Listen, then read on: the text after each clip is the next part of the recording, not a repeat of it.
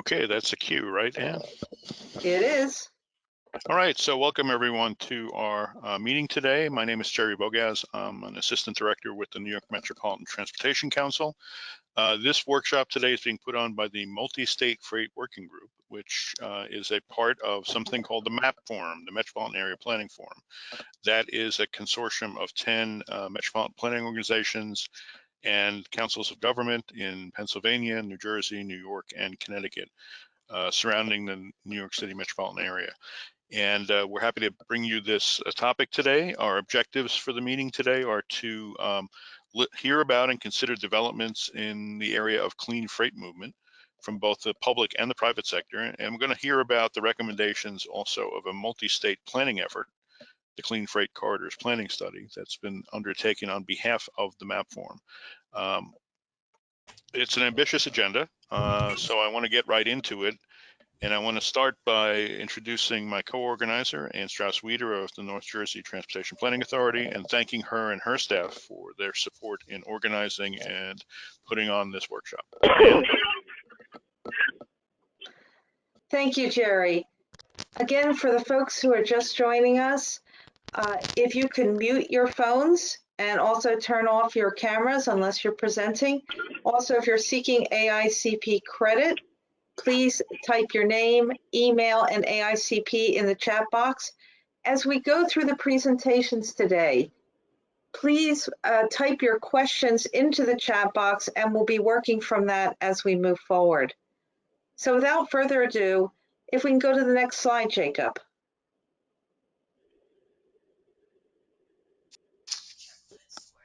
We live in an ever-evolving world, and with it are changes affecting the supply chain in many ways. Next slide, please. So the good news is we don't have to explain what supply chains are anymore or indicate the importance of freight. It's everywhere these days. Their challenges continue, but everyone is working very hard to address the very evolving situation. Next slide, please. So let's talk also about a lot of the federal initiatives that have started, including one that started in January of 2021 with an executive order that focused on the criticality of America's supply chains, which resulted in a 100-day report and a report about a year later. Fast forward to the IIJA, which includes money not just for infrastructure, but includes a number of freight initiatives, including an assessment of truck parking in state freight plans, along with consideration of a variety of modes and environmental and other considerations in those plans, which are due in 2022. It also set up a pilot program for responsible under 21 drivers to get their commercial interstate CDL license. Going to December of last year and recognizing that it's been very difficult to attract and retain truck drivers, the Biden-Harris administration announced a truck action plan to attract and again retain those drivers, particularly focusing on underrepresented demographics. Women only represented 7% of the workforce, and minorities are under 40% of the trucking community. And then just recently, in this month, the Biden-Harris administration announced the FLOW initiative to improve the data that's necessary to efficiently move items through the supply chain. So the initiatives are continuing, and this is all part of the effort to address both the evolving situation today and set the stage for what we need for tomorrow. Next slide, please.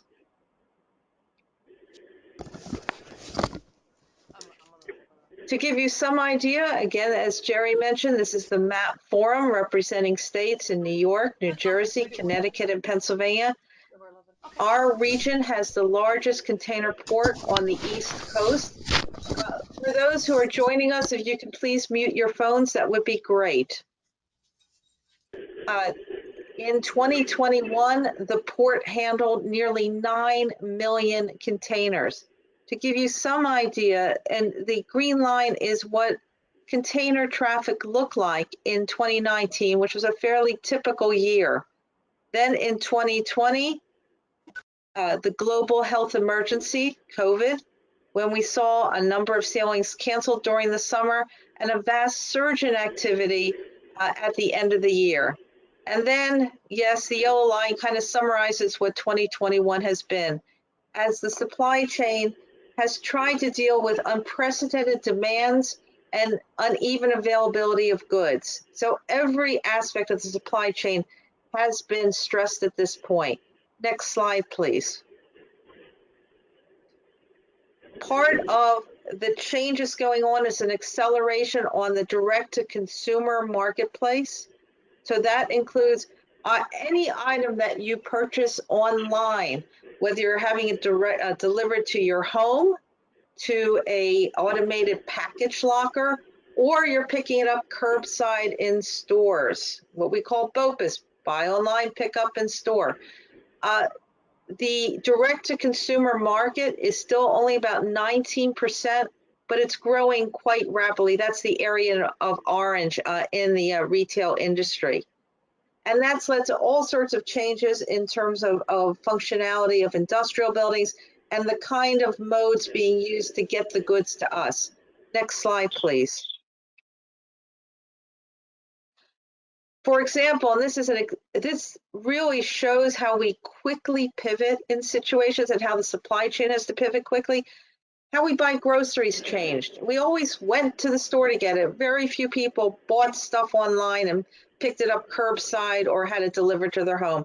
That's what you see on the left in 2019. And here we're at the end of 2021. And even at times when the pandemic was ebbing, we really embraced the idea of buy online, pick up in stores. And the whole grocery industry had to change as we changed.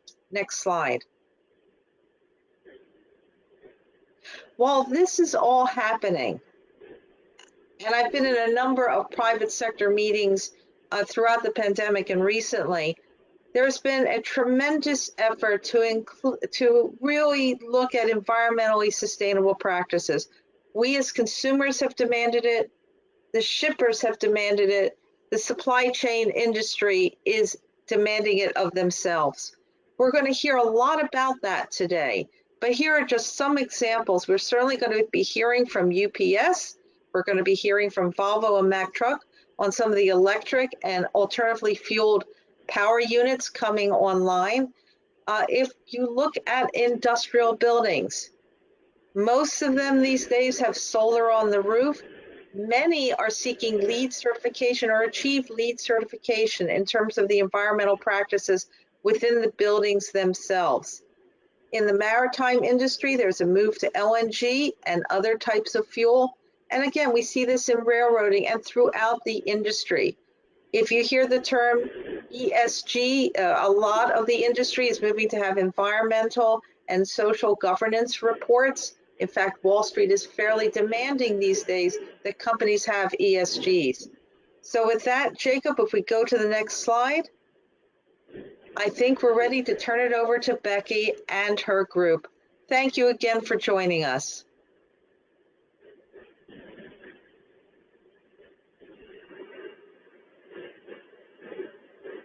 Morning, everybody. I'm the moderator for our private sector perspectives panel, and I'm really honored to be joined by Christopher Ludick from UPS and Katie Kotchak from Volvo Group North America. And I'll just give you a little bit of information about Chris and Katie before they jump into their presentations. Because we really are honored to have a group of people with a ton of expertise on private sector freight issues in two different ways. Chris Ludick joined UPS Public Affairs in September 2019 as the Director of State Public Affairs based out of the Central Region. He has responsibility for public policy that affects all UPS entities in the Central Region of the US, which covers everything from Wisconsin to Louisiana. In his role, he handles issues covered at the local, state, and federal levels. Prior to joining public affairs at UPS, he was instrumental in developing solutions to help streamline global supply chain solutions for some of the world's largest financial firms.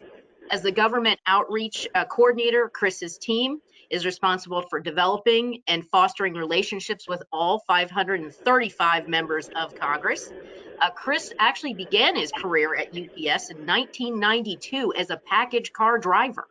And has held various positions of increasing responsibility in everything from retail services to freight forwarding, supply chain, global sales, and government affairs. So welcome, Chris. I'm going to turn it over to you for the first part of the presentation and then flip it over to Katie for her intro and to hear a little bit more from Volvo Mack Trucks. Chris? Thank you, Becky, and good morning, everybody. It's an honor to be on the call. I really appreciate it.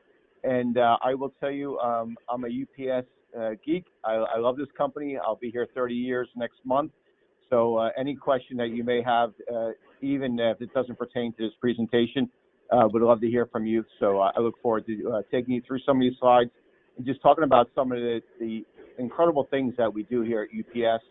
And a lot of people I know always can relate to, like I said, I travel the country. I meet with a lot of people across the country, and everybody can relate to, everybody has a UPS story. We've all gotten a delivery from a UPS story, or we know somebody who works at UPS.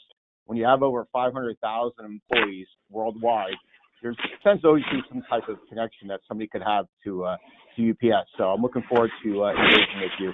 You can go to the next slide, please.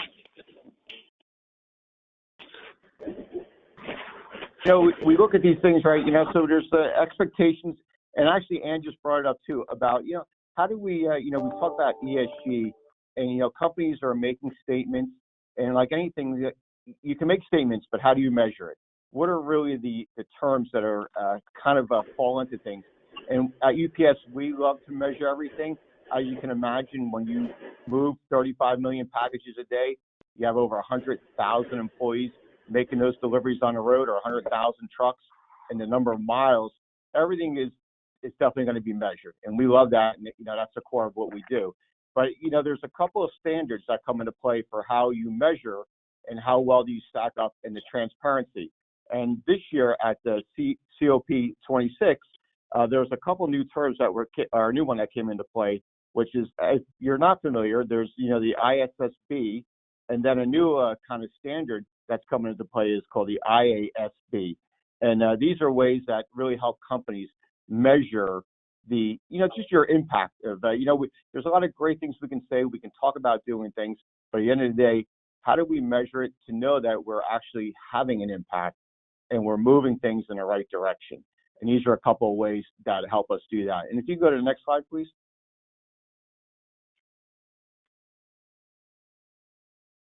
Thank you. You'll see here, we're very, and I'm going to get into this in a little bit more detail in a couple more slides, but, there's three, things that we really look at and that we're very proud of at our company. And one is, our global smart logistics. And that's really, we're an integrated carrier.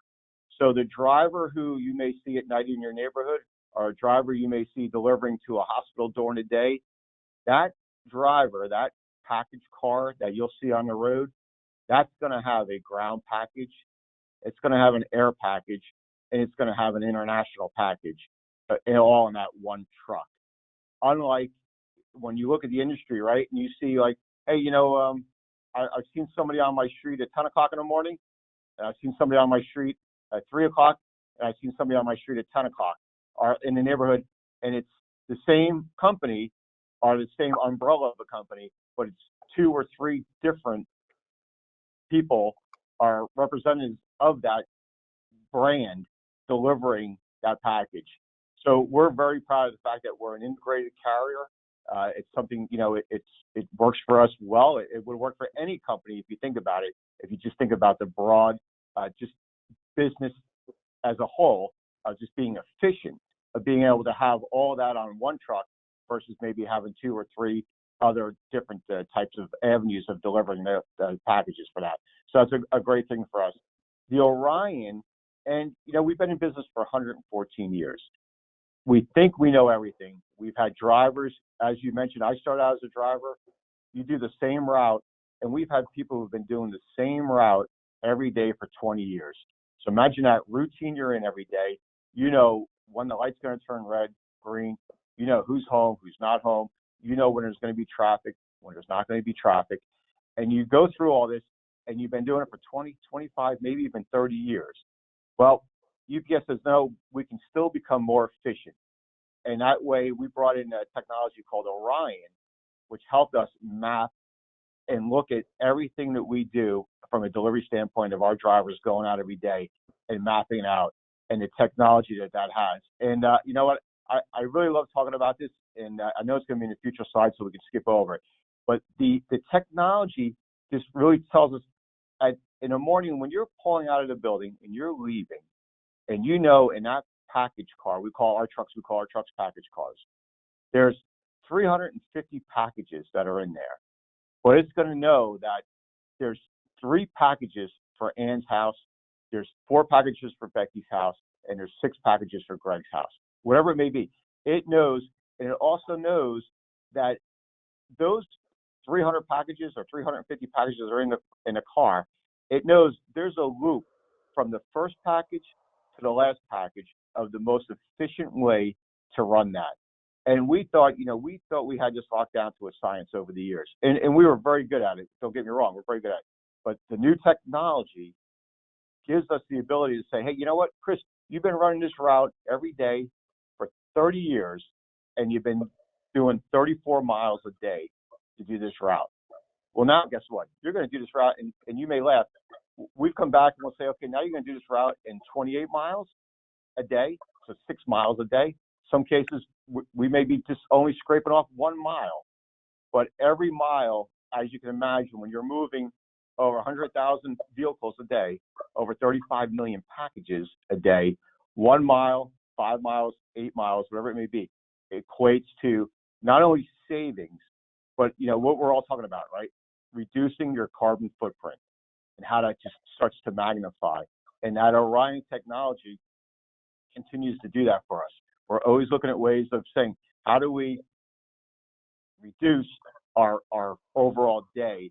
And not just from a cost standpoint, but there's so many benefits to whenever you have that ability to consolidate and everything into that. Rolling laboratories, that's our way of just saying, hey, how do we continue to keep looking? You never stand on where you're at. You're always looking to continue. How do we continue to look at other alternatives for moving? And what I will tell you that I'm looking at is, and this is how I kind of got it connected with Ann and everybody is what about the potential for us to maybe put some trailers on a barge and move them across on water versus on the roadway?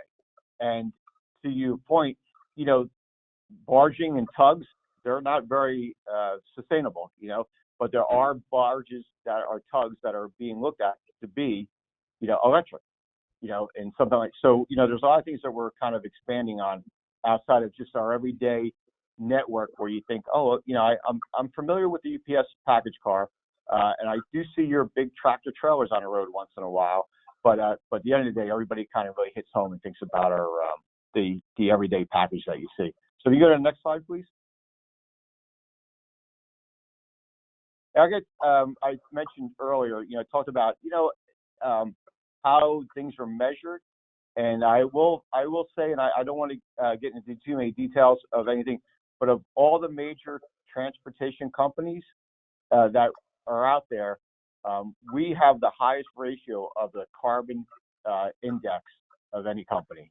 So we're at about 69% of our carbon index, meaning how much are we we're moving, how much are we working on reducing it and making the positive impacts for us to continue going towards our goal of being carbon neutral by 2050. We still have a way to go, but how we get measured in our industry, we are head and shoulders above the rest of the competitors in the industry. Without mentioning any names or anything, everyone's making great attempts, but where we come back to my earlier point is our integrated network really is a game changer if you start to think about just overall how things are moved. And Ann brought it up, and I say this all the time when I go somewhere and I talk to people and things about this, is really at the end of the day, right? I mean, growing up, somebody, grew up in the 70s, right? Your mom and your dad got paid one day a week. On a Thursday, you went food shopping on a Friday, you filled up the cart, you went home, and that was it for the rest of the week.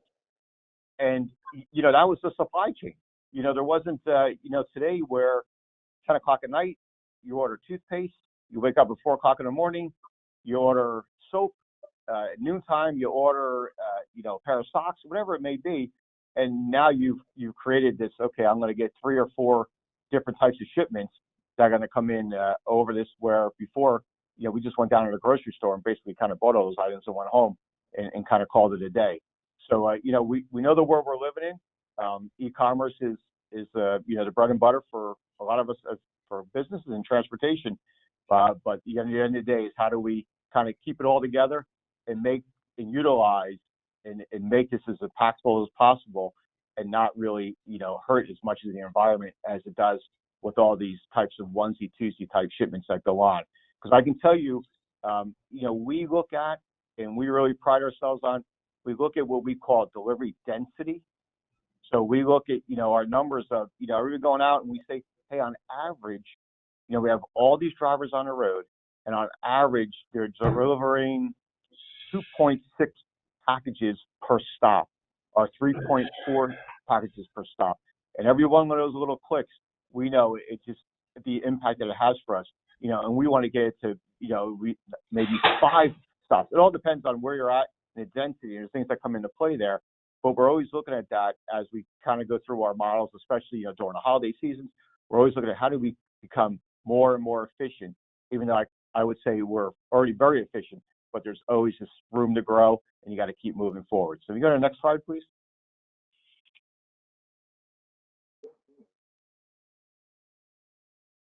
And, like I said, I know I kind of touched on this because I was really excited to talk about it earlier with the Orion because of the impact that it has for us.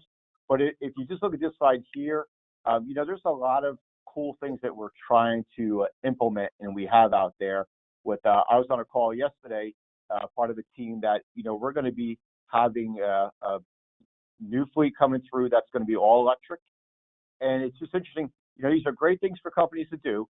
They're you say, oh, this is great. Go out and buy 1,000 new electric trucks, and then sure enough, though, you start to talk to everybody. You talk to automotive, and you say, well, what kind of AC/DC plug is it going to have in the building? What kind of infrastructure are we going to have to charging stations? Where's it going to be charged? Is it going to be in the front of the what we call package car? Is it going to be in the middle? Is it going to be in the back? The photo that they put up on the presentation showed a big long cord plugged into the truck, charging, and then right away somebody from our engineering group said, "Hey, but that cord's on the ground. We don't want the cord on the ground. Somebody could trip over the cord. Something can happen to the cord." All these kind of things that you just go through and you say, "Oh, this is a great story. This is great."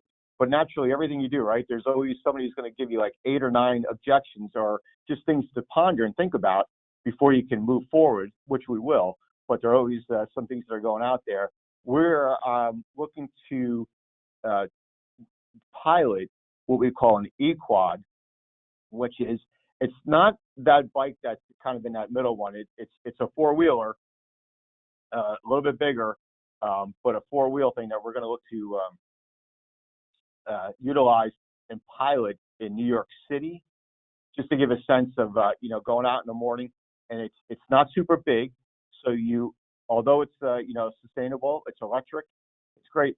But what happens is you lose a lot of density, so you only have a limited scope of how many miles you can go, how many hours that it's available because of charging, and the weight that it can carry. But we're very confident. We've been working with this firm already overseas, and it's already implemented it and working. So we're looking to bring that here and test it out. Obviously, in New York City is a great major metropolitan area to try it out in, and then kind of go from there and see how it works for us. So we're excited about that pilot to come. So if you go to the next slide, please.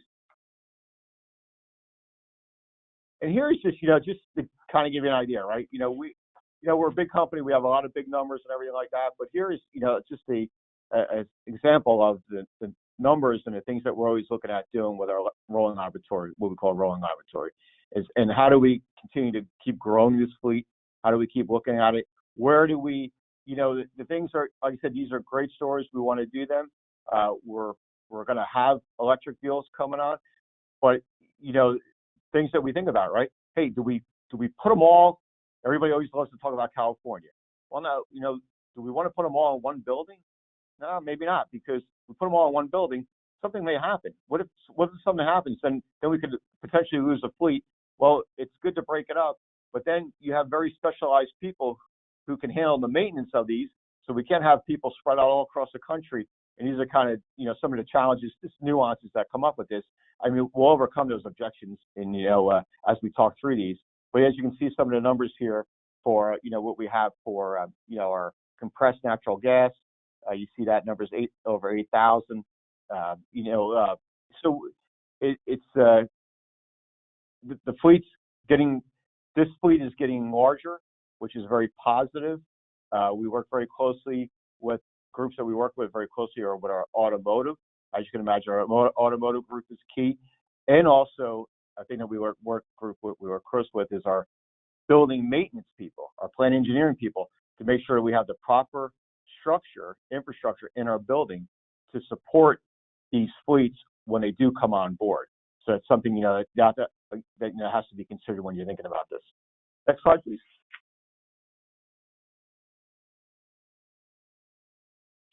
This is more of a slide that, we do, because, this is very important to our customers. Our customers also, right? They want to know, hey, everybody kind of has a sustainability platform, and they want to know, if we're working with UPS or any other carrier, do you take this seriously? And I will say, I'm very proud to say, and this is what I love about UPS. We were looking at this long before, I don't want to say before it became popular, but I think it really has been elevated. Sustainability, ESG has really become an elevation on everyone's plate. But I think prior to, UPS has been looking at this for a long time. Even when I was in sales 10, 15 years ago, we were looking at, reusable envelopes for our customers to ship. Reusable boxes, one possible for customers to do that, understanding the impact that it had. And this was really before the boom of e-commerce. And then you had e-commerce on steroids with COVID. So we've been looking at this. We take a lot of pride in this, and this is just something for our customers. Is how do you also resell that or rebrand that to your customers that hey, the company I'm aligned with is very socially responsible, and move from there. So that's what this is here on this slide. You go to the next slide, please. And this is really our goals, right? Here's kind of our short-term goals. By 2050, we've made a commitment to be carbon emission, zero carbon emission. There's things that a lot of challenges are going to be out there for us. When you think about it, we're one of the largest airlines in the world. We're one of the largest users of the rail system. We're one of the largest NVOCCs. We move a lot of freight around the world, and many different modes of freight that we move around the world. But we're committed to this. We're very excited about this. We're excited about the changes that are coming, the things that we've been working on, and we're going to continue to work on. It's very exciting. Last week I was in Kansas, and our whole fleet and one of our largest hubs in Lenexa, Kansas, is all CNG, and it's a start, and it's very powerful when you see every truck that comes in and out, tractor trailer, small, like I said, what we call package cars. That's a major network for us that kind of connects the middle of the country and connects the east to west coast and on our network. So and that's been in place for a few years now, several years, and we continue to do that. We work very closely with governments that help us support us, understand that as we look to build out, whether it's carbon credits or grants or anything to help us build out, because I can tell you, and I'm sure most of you know on this, these fleets are not cheap. As we move forward in purchasing these things, it's very costly, and it's a good investment, but it's also something, long range, short term, everything has to be considered and looked at as we go and build out continue to build out our network. But we have a very robust plan. We're very excited about it, and like I said, I love it. I love what we're trying to do. It's exciting. I can't wait for some of the things that are already going to happen here in 2022. We have a lot of great things. The pilot's going to be exciting.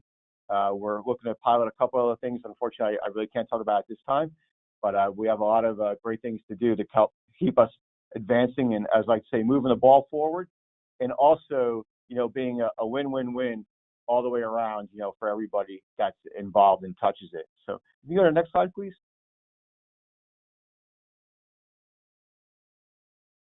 This is just another thing, to kind of keep in mind of how do we, kind of going back to, when I was a driver, even today when people are out delivering, right? You go and let's say they come to my house and they're like, well, Chris isn't home. In the old days, we kind of bring that package back to the building, and they'll go back and re-deliver it the next day, and then go back. So we're always re-delivering the same package two or three times, because we wanted to make sure you got your delivery, but if you weren't home. So what we've done is, we've aligned ourselves with what we call access points. So when we do go make that delivery, and if you're not available, then we're able to leave it somewhere so you have the ability to go get the package and not have to worry about it coming back the next day, not having those additional miles to drive to make the delivery. So, it comes back to that win-win-win scenario, right? We're reducing our miles, you're getting your package. If it's not an outlet, then the person where the package is at is getting additional foot traffic coming in that potentially could be a new customer to them. So, this is some of the what we call access points that we use that help us with that, having that where we're not making a second or third delivery, and also just, easing the customer experience. And I'm sure most of you have gotten that. We have what we call My Choice too. So you can say, hey, I'm not home. I won't be home. I may be on vacation. I may be on a business trip. I won't be home for a couple of days, but can you please leave it at the UPS store? Can you leave it at Staples? Can you leave it at Joe's Pizza? Whatever it may be, these are options that are available to you. So I think that's my last slide. So, if you go to the next slide, please. Yeah, the next slide's kind of busy, so it was a part of the presentation. Chris? Yes. We're over time for you here. Sorry. No problem. Actually, one of the questions in the chat gets to your last slide. So if we could transition over to Katie, and then maybe that'll give us plenty of time for you to answer the question on the slide about where next. So I'm going to go ahead and switch over to Katie. Katie Kotchak is the Federal and State Government Relations Director for Volvo Group North America, which is the parent company of the Lehigh Valley's own Mack Trucks. Katie, Volvo Group North America is a world leader in commercial transportation solutions, including trucks, construction equipment, buses, marine and industrial engines. And in this role, Kotchak leads federal transportation and infrastructure policy initiatives and directs advocacy campaigns in state capitals and in DC all across the country. So Kotchak joined the Volvo Group from the National Association of Manufacturers, where she served as Director of Infrastructure Policy. During her time at NAM, Kotchak launched the Infrastructure Working Group, spearheaded the development of the association's Building to Win infrastructure agenda, and brought legislative and regulatory issues before Congress and the administration. Kotchak spent over 5 years on Capitol Hill, including as a senior advisor on transportation and infrastructure issues to former U.S. Representative Lou Barletta, who led a subcommittee on economic development, public building, and emergency management. She is a native of Pennsylvania and a graduate of Calvin University, and she resides in Washington, D.C. Katie, what do you have to share with us today? Thanks so much, Becky. And it's a real pleasure to be here. I appreciate kind of the value of this conference and the fact that you guys are working together to figure out how to advance solutions in your communities, because there's definitely a lot that we can all learn from each other. So thank you for letting me join today. And yes, I am a Pennsylvania native, I hail from Western Pennsylvania, a small town called Somerset. So if what the Western Pennsylvania representative is on here today, it's nice to be with you as well. So who is Volvo Group? And you can go ahead to the next slide. And why am I here?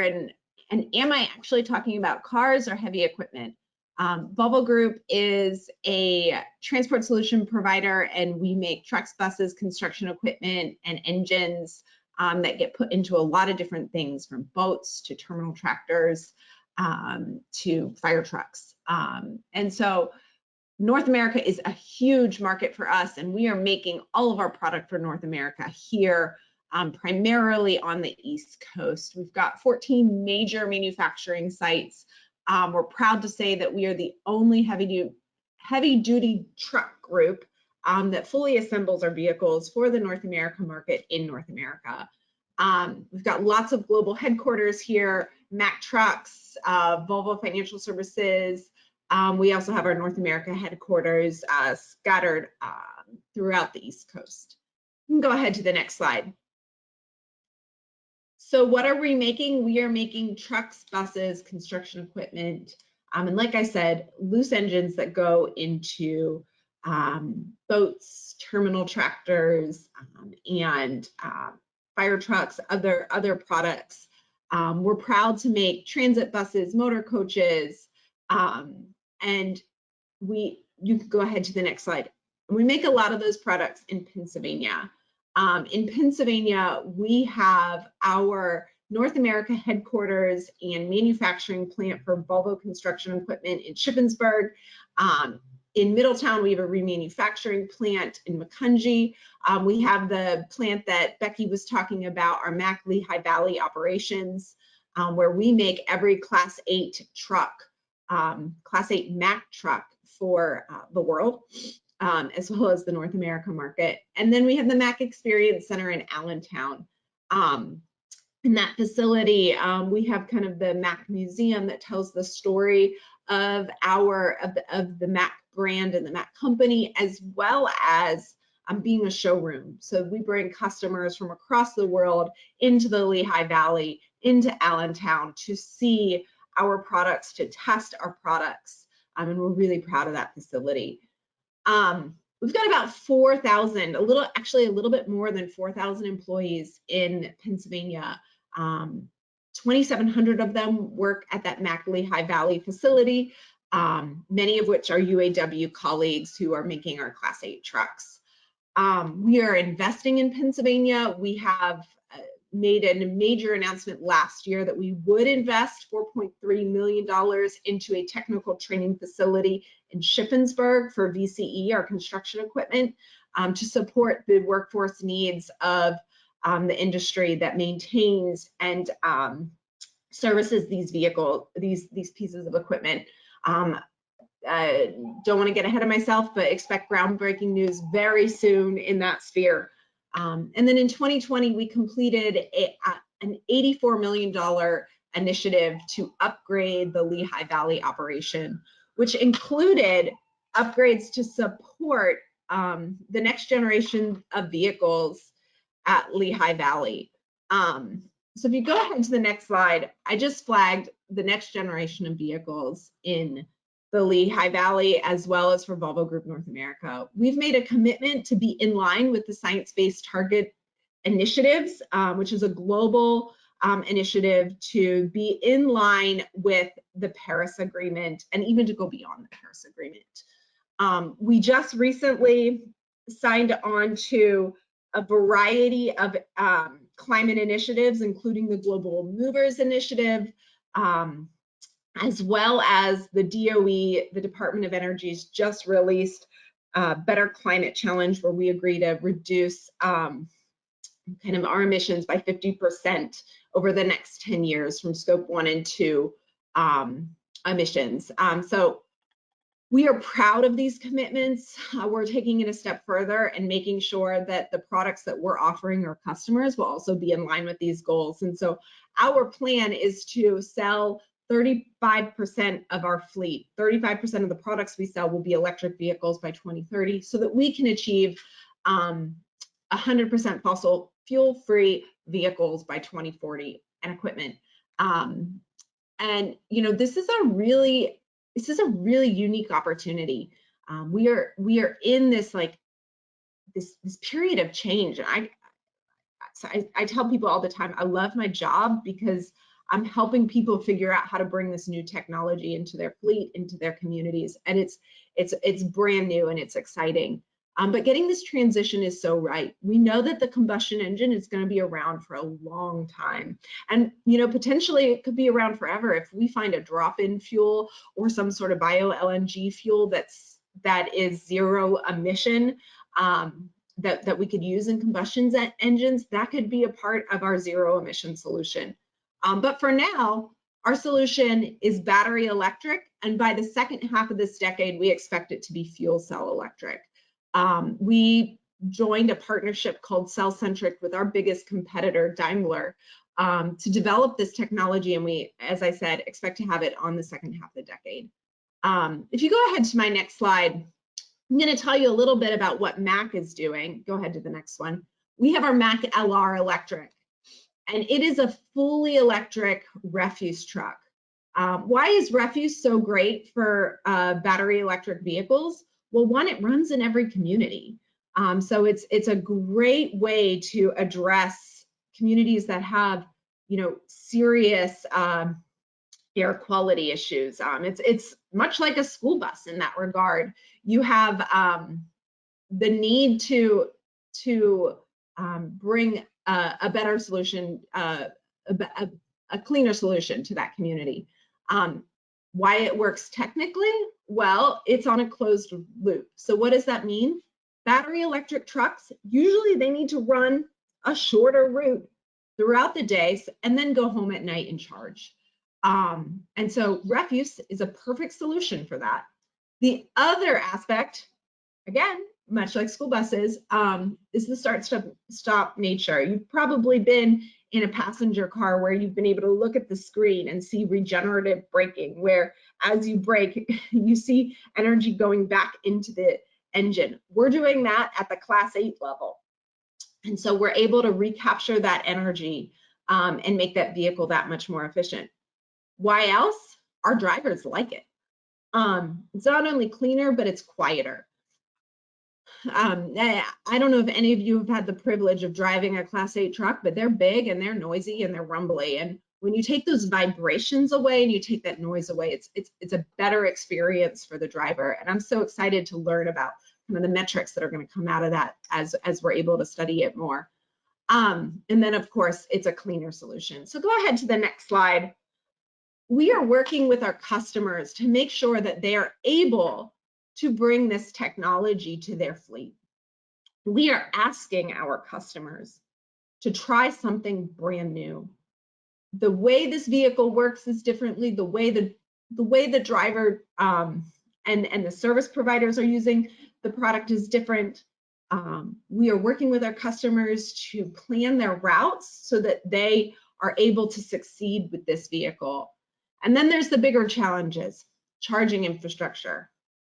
How do you afford not only the ability to buy this new technology that's in its first or second generation, but then you also have to invest in the charging infrastructure. We're working with our customers to figure that out. We're working with our customers as they work with utilities, local officials, to do the permitting and building of the infrastructure they need to support their charging infrastructure. And then we're also providing financing solutions as our customers make these options. Go ahead to the next slide. We are not just offering Mack electric refuse trucks. We're offering our Volvo VNR, which is a Class 8 battery electric kind of regional haul vehicle. So think of, you know, if you're not in the freight world, think of your grocery store getting produce every day. You know, the grocery store in the grocery stores in an urban area, they're going to rely on a company to bring all of the produce to all of their grocery stores, and that is a great market segment for electrification in the Class 8 heavy duty world. because it's doing closed circuit going home at night and it's charging. So here I've got our Volvo VNR, and our Volvo VNR has probably been our most successful electric vehicle at this point in the class. Well, we're only in the Class 8 space, but in the Class 8 space. And so we just announced yesterday that we had an order for 50 Volvo VNRs. And what we're excited to say is we're not just getting orders, we're delivering on those orders.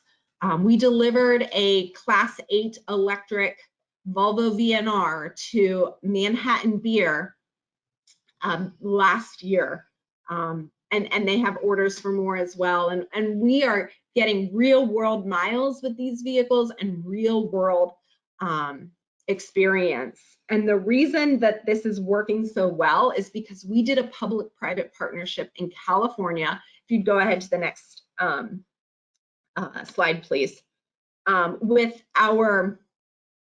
California, with the local, with the major ports in the Long Beach and LA areas, with our dealers, with carriers, obviously with the cities and with the air quality district.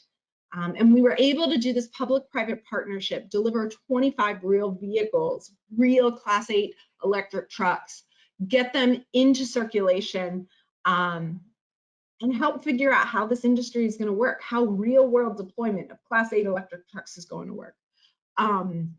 We're very excited about the success of that project. It's wrapping up this year. You can go ahead to my next slide. And what I really want to talk about in these remaining moments is what we've learned, what our opportunities are, and what our challenges are. You cannot expect our customers to purchase electric vehicles if they don't know how they're going to charge it. We are strongly advocating for incentives to support charging infrastructure, for funding to support charging infrastructure, and to make sure that charging infrastructure works for medium and heavy duty vehicles. I want to come and talk about that a little bit more, but medium and heavy duty vehicles work differently than light duty passenger cars. They look different than passenger cars and need different space, power, and kind of duty cycle elements to that charging. So we just really need to make sure that when you're planning, when you're taking those federal funds to support charging infrastructure, make sure that you've got a plan for medium and heavy duty as well. Other lessons learned and opportunities, challenges, you have to work with everyone when it comes to building this charging infrastructure. We had a public charging infrastructure station that we had planned that didn't get off the ground because we couldn't get all the stakeholders to agree, even in a public-private partnership where everyone was on board to get this done. So you need to work with your utilities, you need to work with your local officials, you need to work with the customer or the person who's going to own that property. You know, one of the things we learned, and this is a little further down, is, you know, it's hard to build a charging infrastructure on property if the fleet doesn't own their property. If they're leasing a warehouse or if they're leasing the facility, they might not be willing to build that charging infrastructure. And how does that work for you know, a fleet as they're thinking about bringing this technology, this new vehicle type into their system? The other thing I want to flag here is that, you know, you hear a lot about TCO, total cost of ownership of an electric truck. You know, we hear that it's going to be a better value at the end of the year. We don't know what the TCO is yet. We've had these trucks on the road for a couple of years, being generous there. Right now, the truck is not worth it unless there's public funding and incentives to support both the vehicle and the infrastructure. We expect the TCO to get there, that total cost of ownership, to eventually be less than a traditional diesel. It is not there now. And we have to support our customers when they take on the risk of bringing this new truck into their fleet. but also when they take the risk financially of investing in both the much more expensive vehicle and the much more expensive charging infrastructure. So without those incentives, you won't see this fleet adoption. And that's why you see fleet adoption in California and now New York and other states where we're implementing these incentives. So I think that's my last slide. Thank you, Katie. So we'll switch over to the Q&A, and we just encourage folks to drop your questions into the chat. Their first question is actually for Chris over at UPS, and it's a great transition because Katie actually just answered this in her last slide to some extent. So Chris, what is UPS's timetable for converting its fleet, especially in the New York, New Jersey, Pennsylvania, Connecticut area, the map form area? And what do you see as the role of state governments in facilitating the transition to alternative fuel commercial fleets? Yeah, thank you for the question, Ann. And I can't specifically say the time frame that we have. We're aggressively attacking these things, but to what you just heard Katie talk about, right? There's challenges of that. We do have, like I mentioned, we have a purchase of a fleet that we're bringing on this year, and a lot of the conversation is, really what facilities are going to be able to handle it, with the charging stations and everything that's needed, and then, are we going to be getting any support from a grant or tax incentives or anything, from the local governments? Everybody's on board. There's a lot of healthy, good dialogue around that across all states and all locations. New York, we're piloting the what we call an equad, but that's a very small scale. That's that's going to handle a minimal amount of packages and just run for a short period of time. But at this time, I don't have any specific answer to if I don't want to say March of next year, Q4 of 2024 or something like that. So I don't know the specifics of that at this time. The good thing is there's a ton of innovation, both at UPS and at Volvo on these issues, not only on the service delivery side, but actually on the vehicles and side. So that's really exciting. Katie, was there anything that you wanted to add to that question from your perspective related to what state governments especially can do to help us support alternative fuels? I'm happy to answer that question. When it comes to supporting the adoption of electric vehicles, I think there's two things that governments should focus on. And the first of which is you have to get the environment that is right before you can bring the vehicles in. And so that means you need incentives and you need a funding system for charging infrastructure. And for, whether it's public charging, depot charging, for medium and heavy duty vehicles. That's one. Two, and this might be a little bit controversial, is you need to incentivize it, not mandate it. We are excited to sell this technology. We are excited to bring this technology to market, but we are working with our customers to get them ready to purchase it, to use it. And we worry that if this technology is forced on customers that aren't ready for it, we'll have negative experiences that either encourage people to hold on to older technology or develop bad stories as opposed to success stories. And so we're really focused on getting the transition to zero emission vehicles right and supporting our customers as they take risks to bring on this new technology.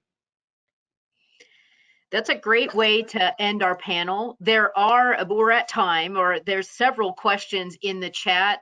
Katie and Chris, if you wanted to take a look at those and answer those folks directly. But I wanted to thank you both for sharing your knowledge and information about both UPS and the Volvo Group as it relates to this very important topic of clean freight.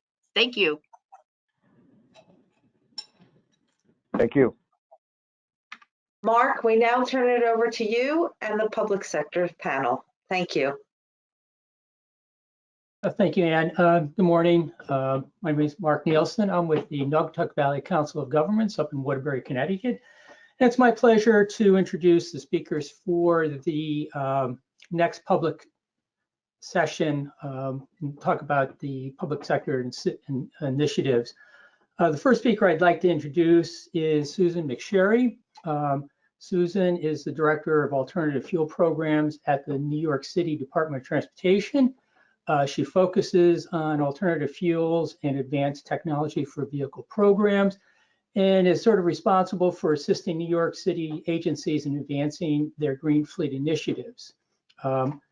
She also oversees the New York City DOT's NYC Clean Truck Program, and that's going to be the focus of her presentation this morning.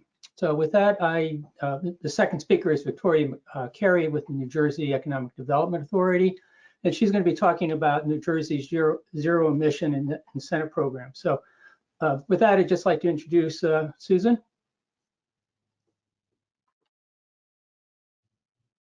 Hi, Susan had to step away for just a couple of minutes. Is it possible to have Victoria present first?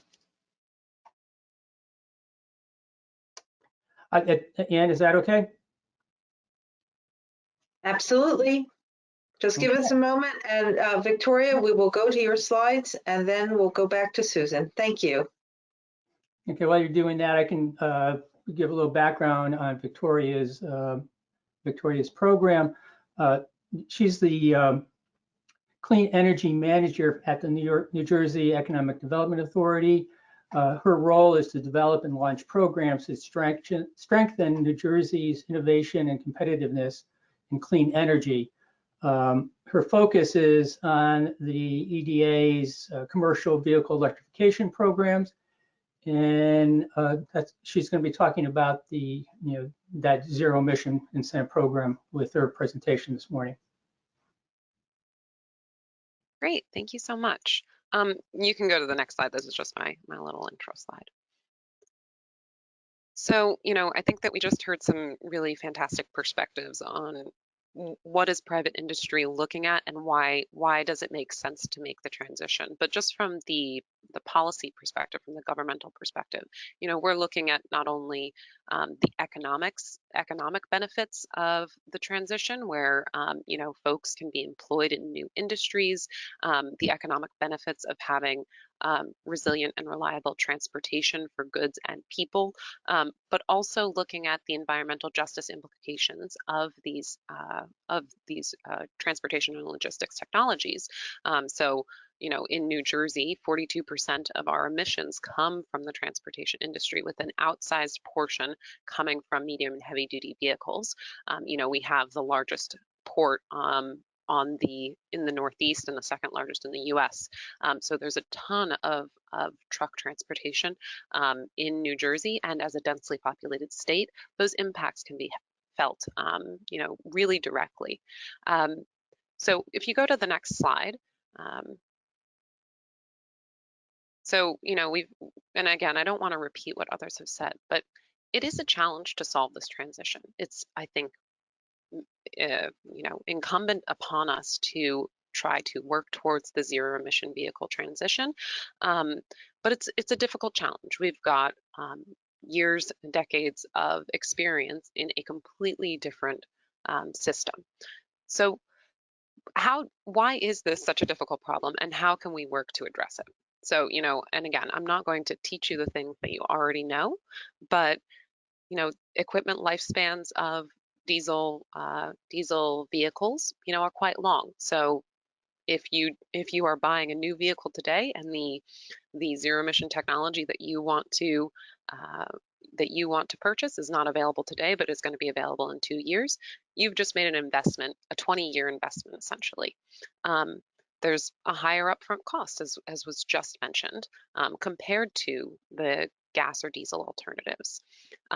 Currently, there's a lot of activity to build out a sufficient charging network across the country, but that network really doesn't exist. It's starting to be built out for light duty vehicles. You can see, private industry taking that up. Tesla's one that comes up quite a bit, where they've built their own supercharger network across the US. But that type of network doesn't really exist right now for medium and heavy duty vehicles. Something that a lot of light duty vehicle owners don't really think a ton about, but is hugely impactful to commercial vehicle owners, as well as to private vehicle owners of medium and heavy duty vehicles, is what is the resale value of this vehicle at the end of its life? Am I going to have to pay to get rid of it, or am I going to be able to sell it for a benefit? There are some discussions about if weight restrictions have an impact on, if you can, if that impacts your bottom line, if you can't ship as many people or goods within these vehicles. And within the medium and heavy duty vehicle space, they're used for so many applications. In just the prior two presentations, we were talking about dump trucks to delivery vans. There's of course buses and shuttles and any kind of vehicle that you can think of, both on and off road. And that specialization makes it difficult to say, hey, it's not just a sedan that has a different, pretty paint color. There's a lot of specialization that has gone into the development of these vehicles. So what I'm going to talk about today is the New Jersey Zero Emission Incentive Program, NJZIP, and some of the other state priorities around this incentive program that are helping to try and build a support network to support that transition. So you can go to the next slide. So as you can see here, there's a ton of words on this. Hopefully the three pictures kind of drive home what are the three intersecting things that we're trying to solve for. One is, can the grid handle the additional charging that's connected to zero emission vehicles? Either the grid being, the electrical grid, or the infrastructure for if we're looking at hydrogen fuel cell vehicles. Two is there actually vehicles available and can I afford them? And then three is there the workforce there that can support the adoption of these vehicles and use these vehicles appropriately and develop new and more efficient technologies and ways to use them? So we've got underneath these a lot of ideas about types of support and incentive structures that can be really beneficial to this transition. But today I'm going to be mostly talking about how do we address that upfront cost burden, and then as we work through this phase of our pilot program, how do we look at what are these other challenges and how can we structurally support those challenges being resolved? So if you go to the next slide. In a single page on a $44 million program, the New Jersey Zero Emission Incentive Program, you get to see our cool logo here, which if you participate in our program, you get a nice bumper sticker of this. But we're currently running, since last April when we launched, a $44 million voucher program. Now, what are vouchers? Vouchers are intended to reduce the upfront cost of zero emission, in this case for our pilot program, medium duty vehicles, because we want to make sure that you're not paying, say, $150,000 for a medium duty electric vehicle, and then later you get a tax credit or later you get a rebate. We recognize that that upfront cost is the big challenge. So our vouchers range from $25,000 to $100,000 to address that. So that you as a fleet owner would only pay the residual amount after incremental cost after the voucher is deducted. So in the case, for example, since we just had Volvo speaking, if Volvo was a participant in our program as a vendor, and you as a fleet owner or operator, let's say UPS, you would get a quote for, put in a PO for these vehicles. You would find out what that quote was. The voucher would be deducted from whatever that amount was. You as a purchaser would only be responsible for that delta. And then the vendor, in the example that I'm giving, Volvo, would receive the voucher directly. So you never have to pay that additional upfront incremental cost. It's still running our program. It's a pilot, so it is locationally limited and limited, as I noted, to medium duty vehicles right now. But we're looking at expanding both statewide and expanding in vehicle classes, because those are the places where we can see both the most emissions reductions and the most economic benefit for folks over time. So I won't dive into a ton of the details. There's a lot of great information on our website at njeda.com/njzip. But, those are some of the high level pieces of information you need. So if you go to the next slide, it'll just give you a quick overview of our current pilot and who's eligible.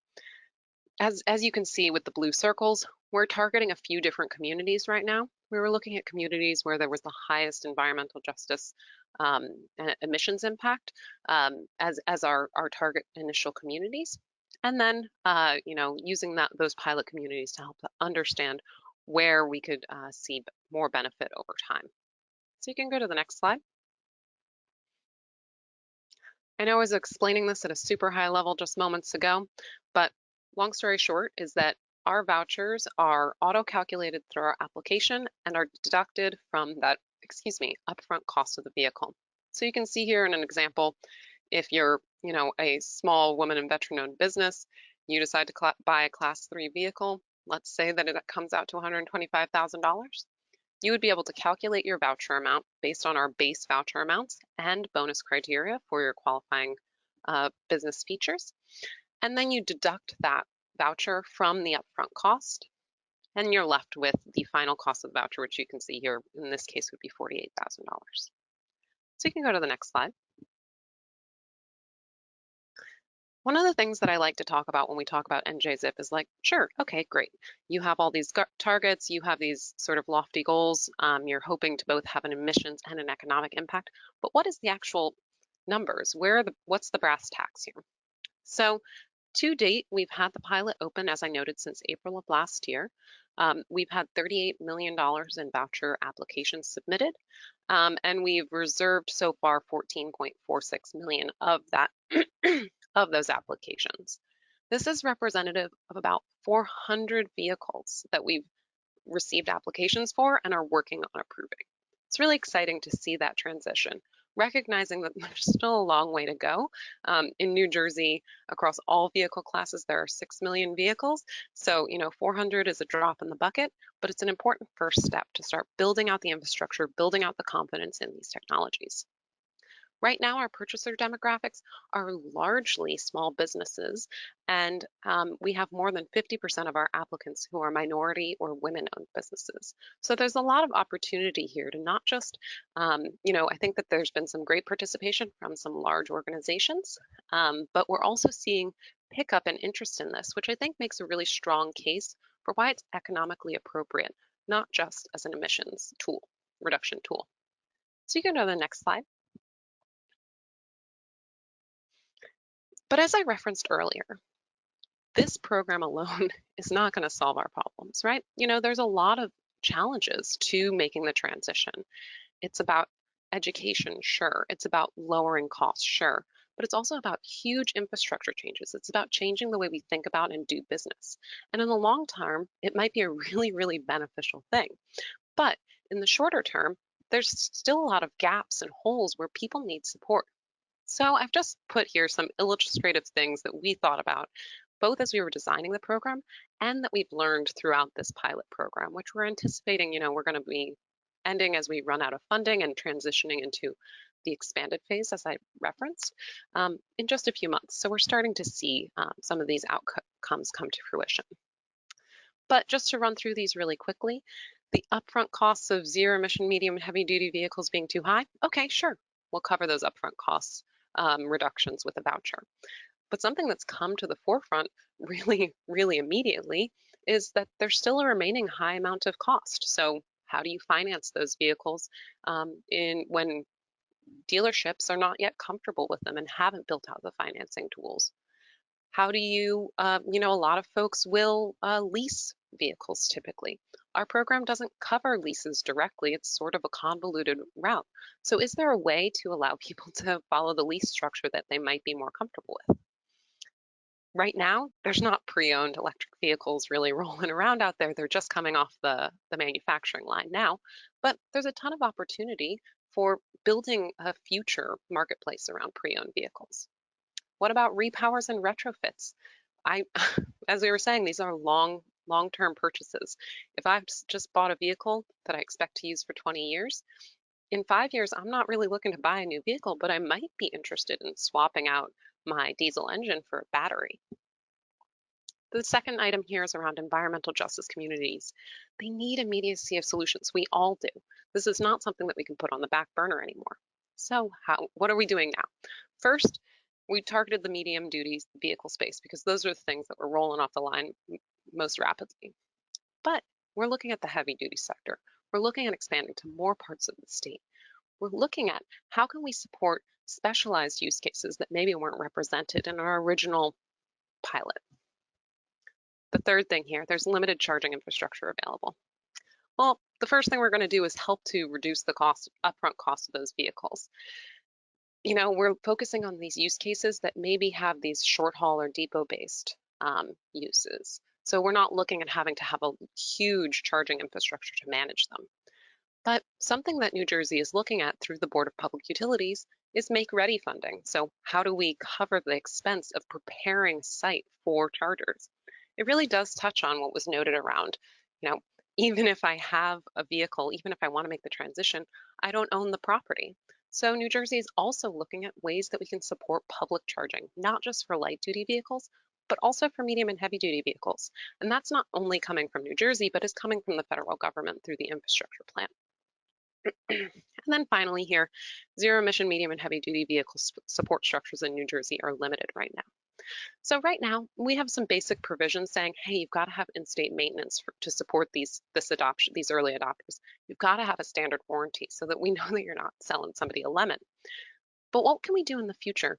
People need to be educated by somebody other than the person who's selling them the vehicle. The vehicle manufacturers have a ton of rich data and understanding of their products, but we want to make sure that there's availability of resources that are outside of that sales organization so that people can feel confident that they're getting all of the information.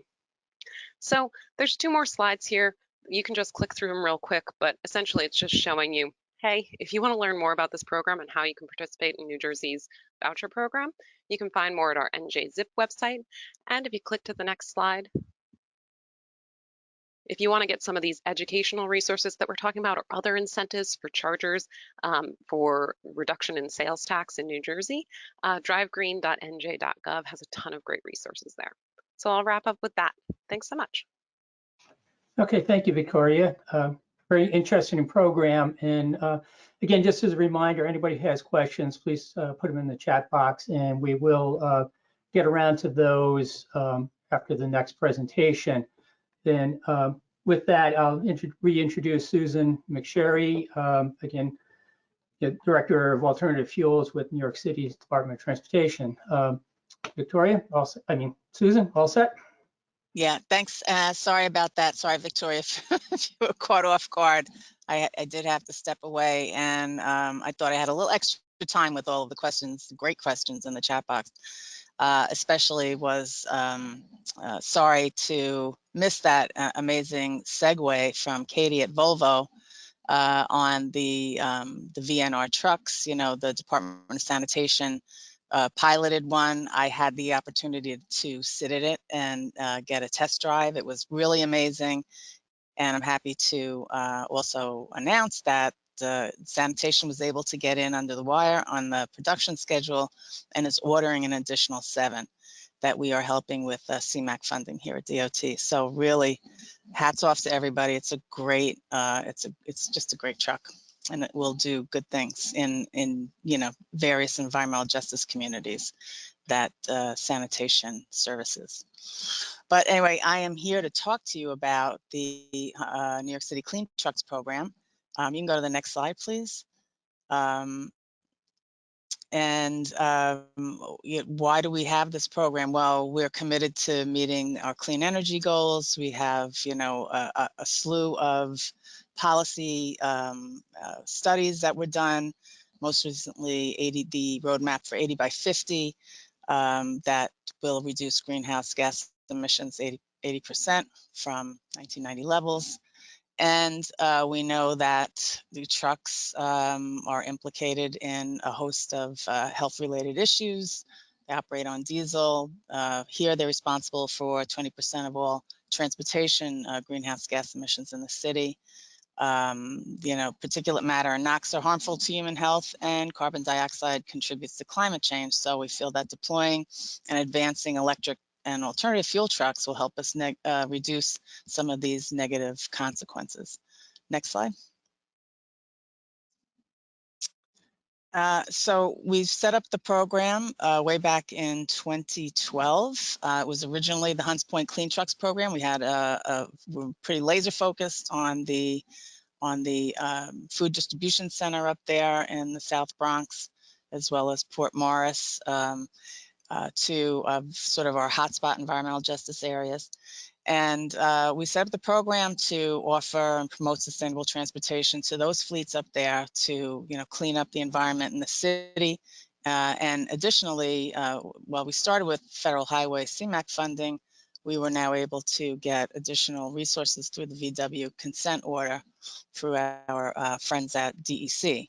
So we've been able to then expand the program, rebrand to the New York City Clean Trucks program, and offer it to fleets that operate in and around industrial business zones citywide. And it is what it says it is. It's an incentive funding program. It's meant to reduce diesel exhaust emissions. It's meant to advance and accelerate the deployment of cleaner vehicles, because diesel trucks hang around for a really long time. They're used for decades in some cases. And we wanted to be able to help the businesses in New York and the businesses that operate in and around our industrial business zones, help them get into a cleaner truck for the benefit of their bottom line, as well as the health of New Yorkers. We've set up a matrix of funding incentives that go from class 4 through class 8. We actually still rebate diesel to diesel incentives purely for, reduction in particulate emissions and NOx these days. It's pretty clean, especially if you're even using renewable diesel as the fuel source. But we have some very attractive incentives between up to $185,000 per truck replacement. And that depends on the fuel type and the truck size as well. Next slide, please.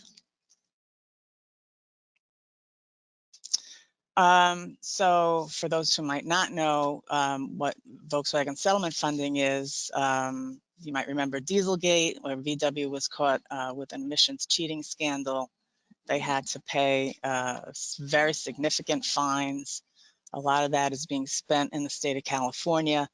But in addition to that, any state that sold a VW diesel vehicle was also, through some formula-driven analysis, given a certain amount of money for the impacts of the sale of those vehicles. So New York State received $128 million, and out of that $128 million, the truck program was able to secure $9.8 million to continue to fund medium and heavy duty trucks. VW really has the VW funding, I should say, has a real focus on funding all electric zero emission trucks as well. So we have some targets we would like to meet with those funds. And we're off to a good start with the initial 5 trucks that were purchased by Manhattan Beer, as Katie alluded to earlier, that Volvo VNRs that we're very excited to have in the program now. And the program has really, focused, gotten more clear on its focus for targeting EJ communities throughout the city, not just the South Bronx, since they've been sort of historically subject to this disproportionate amount of negative outcomes from diesel emissions and industrial use in land uses. Next slide, please. So this is just a list of the industrial business zones. We've been able to expand from Hunts Point and Port Morris out to the rest of the, I would say the 5 boroughs. Manhattan does not have an IBZ in it, so it's just really an outer borough program as well. Next slide, please. Here's just another map representation of coverage these days. The applicant needs to be, sorry, very strange noise. Anyway, the applicant needs to be in an industrial business zone or operate within 0.5 miles of the sort of the geofence of all of these areas. Next slide, please. So we are goods movement only, and we have rebated to all of the various vocations, as you see in this slide.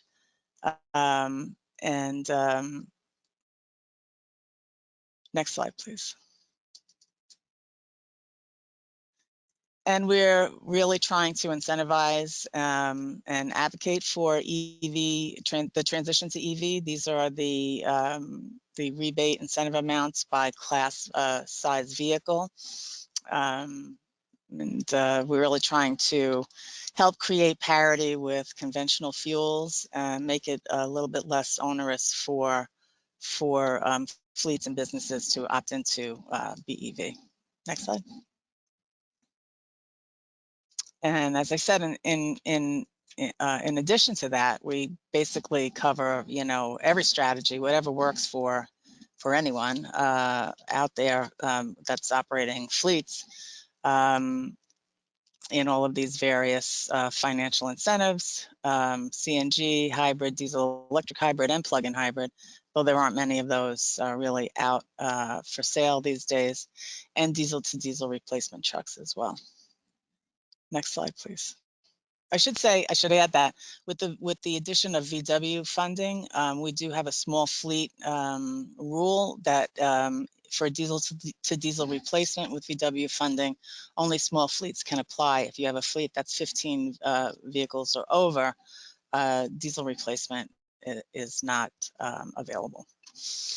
But the eligibility requirements overall are that the old truck, the truck that needs to get scrapped, the engine that needs to get scrapped, must be model year 1992 to 2009, class 4 through 7 local goods movement, or a commercial diesel fuel truck, and port drayage as well. Though those two check boxes really represent the different mitigation action items of the VW settlement itself. They're kind of broken out by different categories. And the vehicle must have been operating within New York City for the past 24 months, be a New York State registered vehicle. And again, we scrap the older trucks so that we can ensure that we are not sending the problem elsewhere into somebody else's community or somebody else's state, and we just kill off that old diesel truck.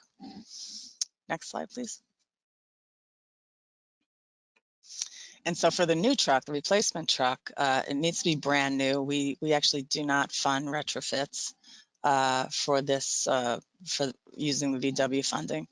And it really needs to perform the same vocation so that we can ensure that the benefit that's being sort of analyzed is, you know, we're able to put some, have some metrics that are sort of apples to apples. And we've been able to work with DEC to make the program a little bit more flexible, such that if an applicant wants to get into a BEV, the applicant can increase the vehicle class size up to a max of the class 7. So you can go from a 5 to a 6 or a 5 to a 7, for instance. To account, I think, for battery weight, and for maybe some extra room in the box for carrying capacity, et cetera. We wanted to make sure that that was not going to be an impediment to a company that might be thinking about using a BEV. We require that the fleets operate these vehicles within 0.5 miles of a New York City Clean Trucks approved IBZ at least twice a week, 70% of the VMT in the tri-state area. We monitor that through AVL compliance. We, at the point of sale, require that an AVL be installed on the vehicle, and we have a separate monitoring contract to keep an eye on the geofences and make sure that the fleets are complying with the program. And we also require that the fleet and that the trucks stay in the program for a minimum of 5 years. Again, we've had an additional change to our agreement with DEC that now allows for third-party ownership. We found that for fleets that might be in a better position financially to go into an electric vehicle, they often do not operate vehicles that are old enough to comply. Their vehicles would not be eligible scrap. They're not old enough. So we worked with DEC, and I know NYSERDA's VIP program has done this as well, where the applicant can essentially purchase an older eligible vehicle from a third party and scrap that in place of their own personally owned truck. And those, there's conversations that need to be had with the applicant and with the, program team. But that third party would have needed to meet vocational and all other eligibility requirements as well. Can't just import a vehicle into the program. Next slide, please. As I said, the additional requirements of 70% of the VMT within the tri-state area.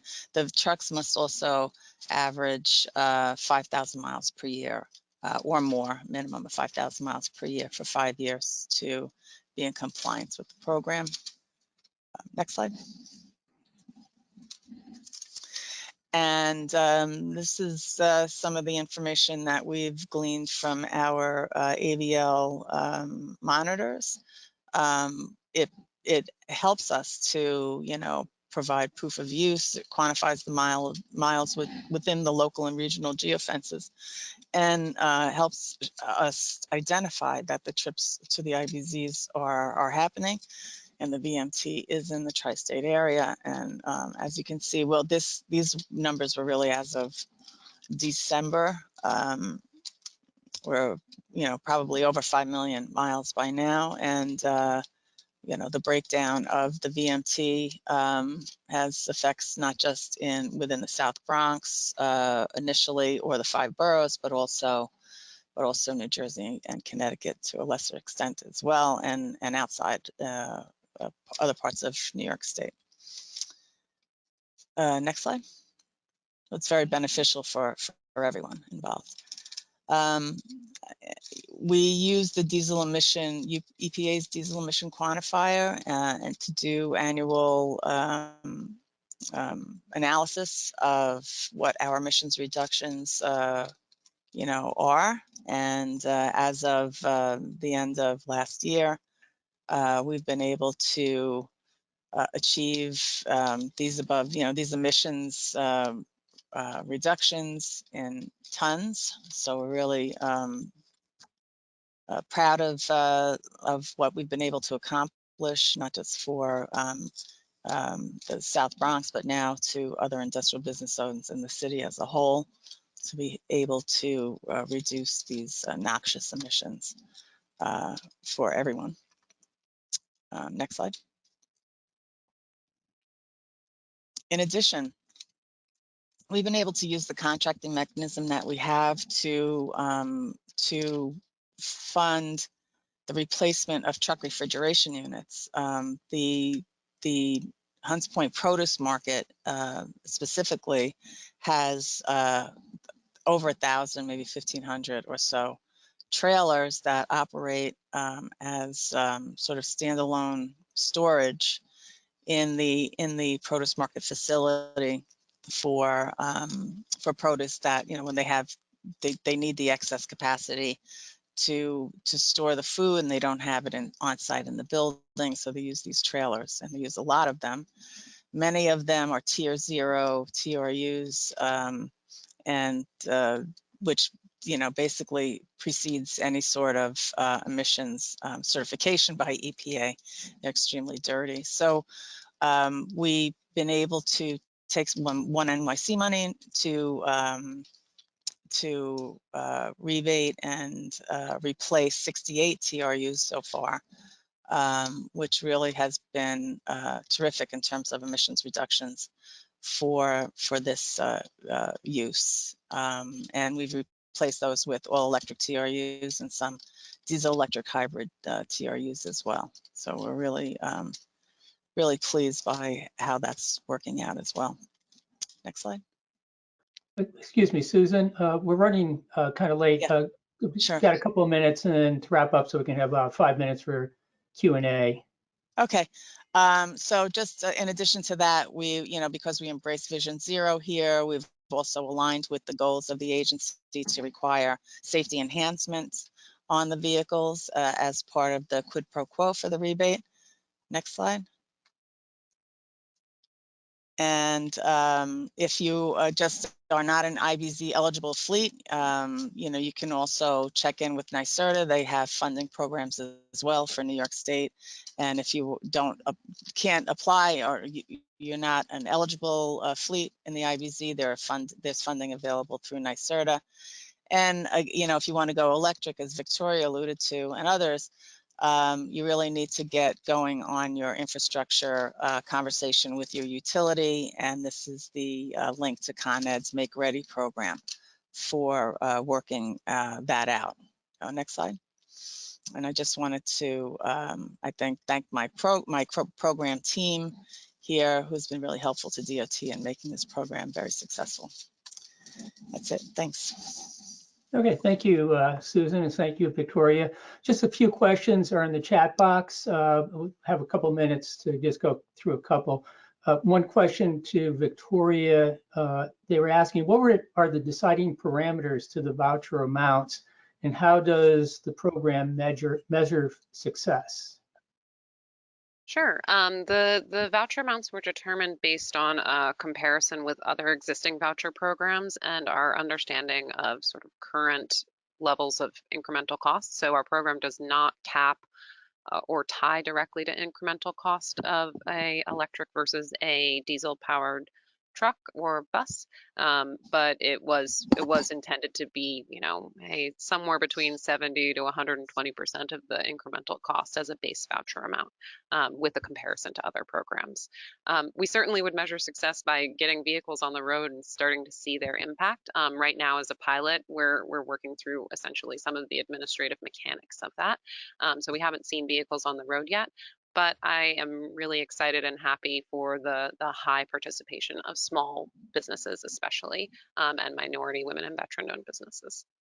And another question for you, Victoria, is it seemed like a lot of the applications that you have received were from minority and women-owned business enterprises. Do you have a reason what led to that such a high number? Was there a sort of specific outreach or strategies to target those businesses? Sure, there was a lot of very targeted outreach for it. So we reached out directly to, for example, the Hispanic Chamber of Commerce. So rather than just sending it out to the local newspaper and hoping somebody sees it, reaching out directly to the folks who advocate for Hispanic-owned businesses, just as an example.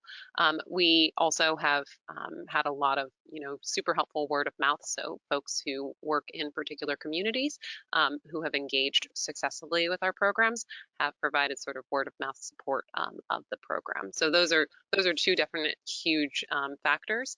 And for what it's worth, we also have additional bonus incentives on the vouchers. So recognizing that small businesses and minority, women, and veteran-owned businesses often face barriers that larger corporations might not.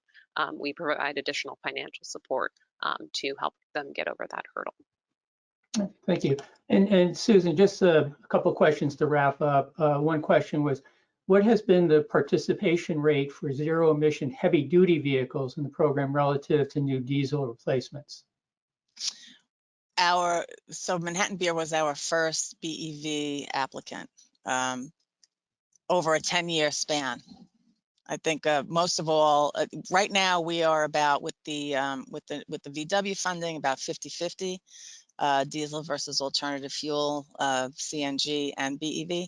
But prior to that, without the infrastructure, without the product, the Hunts Point program was like 75% diesel to diesel replacement. It was disappointing. We wanted it to be more alternative fuel, but we just did not have the infrastructure to support. But that said, we're really proud of the emissions reductions that has brought to the communities as well. It's been pretty significant. And if we were to only do, for instance, a zero emission, we would be, many vehicles less that would have been able to support with that funding. We rebated about 117 Class 6 trucks, which is your standard sort of box truck, delivery truck. If we had done like zero emission, we would have done 20. So I feel like we haven't, and I'm hats off to Victoria for their program in monitoring and getting the information on the small business and women-owned businesses. Actually, the port programs in California have not even done that. So it's really great to see that, and really smart and to put that extra little icing on top of the voucher for those businesses. And that's great, because then you can really see your metrics there. We did not do that, but however, over half of our vehicles are leased vehicles. So we know that, the small mom and pop businesses that don't have a fleet manager or a garage, et cetera, that use leasing companies, that they would be the smaller type businesses that would be located in Hunts Point. And 70% of our applicants have been South Bronx based. So we know that we are, targeting the local businesses and the local community for the benefit. Okay, well, thank you. I think we need to move on. I just ask that both presenters look at the other questions that are in the chat box and answer, at your leisure. So, and again, I appreciate your time and your presentations. And with that, I'll move it over back to Ann. Thank you, Mark, Victoria, and Susan. And now we turn over to Leslie Forger and Chris Lamb and Al. Thanks, Ann. So today we're going to speak about present on the NIMTEC Clean Freight Corridors Planning Study. The Clean Freight Corridor Study was born out of recommendations of the regional freight element of NIMTEC's Plan 2045, which was NIMTEC's previous regional transportation plan. The study assessed opportunities for clean freight corridors in the NIMTEC planning area that are integrated within the multi-state metropolitan region. The study's main objective: to identify corridors optimal for the development of clean freight corridors to advance high efficiency, low emission alternative transportation technologies. We're currently putting the finishing touches on the study. It will be shared with the public by the end of this month, if not sooner. Here to present on the Clean Freight Corridor Study from the consulting team are Chris Lamb of Cambridge Systematics and Al B of CalSTART. Chris, Al, the floor is yours. All right, thank you very much, Leslie. So Jacob, if we could go to the next slide. So this study looked at roles for public and private sector to work together to augment our alternative fueling capacity in the region, and to help facilitate the transition of motor carrier fleets to electric and alternative fuels through the development and enhancement of charging and fueling infrastructure for trucks across the region. And this study did that by identifying and prioritizing corridors where that infrastructure is in greatest supply or need. So the geographic scope of the study included the entire MAP Forum region in Connecticut, New York, New Jersey, and Pennsylvania. Next slide, please. And the objective of the study was accomplished through conducting an inventory of existing alternative fuel infrastructure in the region by fuel type. We reviewed current and emerging alternative fuel technologies and the potential for their adoption.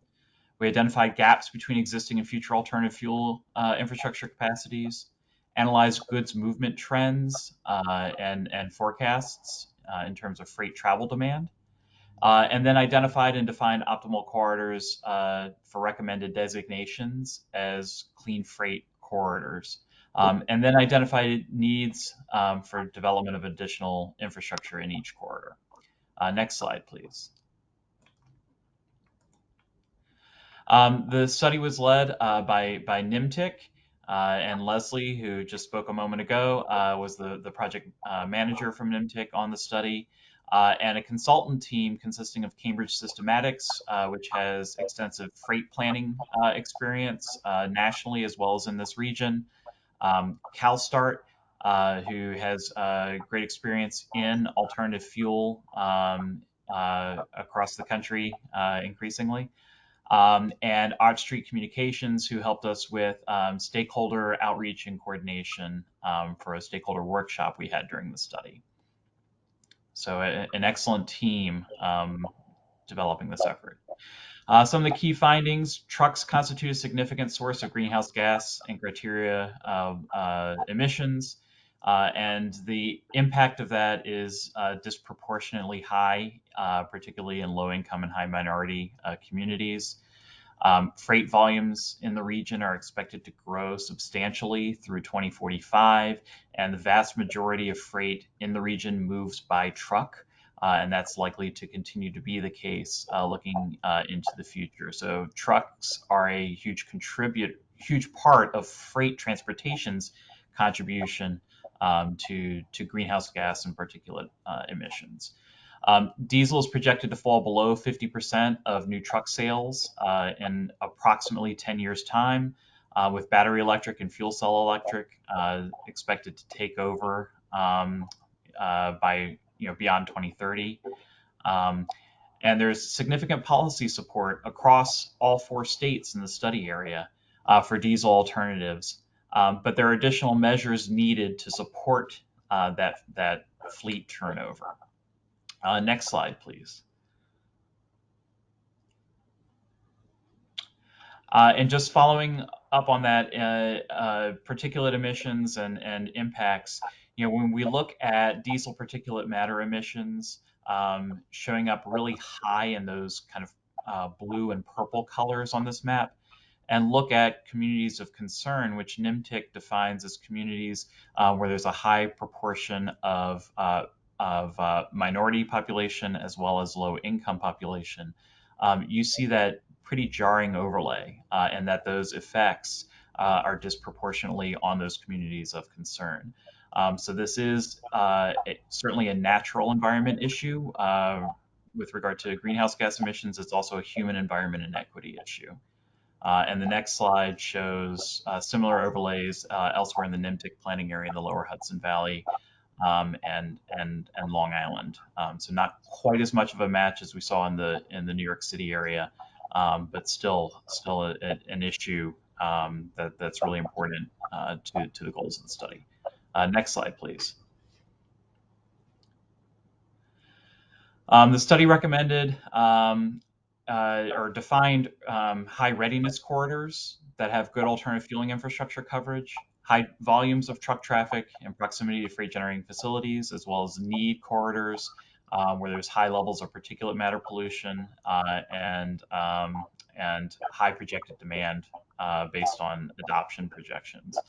And certainly where we have high readiness and high needs, those corridors are the highest priority for designation as clean freight corridors. And the next slide shows some of those high readiness and high needs corridors.